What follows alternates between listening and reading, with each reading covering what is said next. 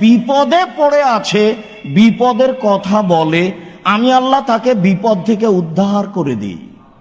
ছেলে জেলে গেছে, বিপদে পড়েছে, জমি জোর করে আর একজন দখলে করেছে, দখলে নিয়েছে, বিপদে পড়েছে, ভাই ভাই মারামারি হয়েছে, বিপদে পড়েছে, বউ তালাক দিয়ে আমাকে চলে গেছে, লোকটি বিপদে পড়েছে।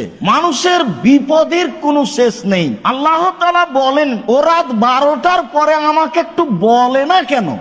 বললেই তো আমি শুনি, শোনার জন্য প্রতীক্ষমান রয়েছে।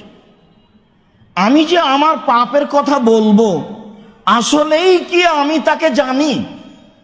আসলেই কি আমি তাকে চিনি?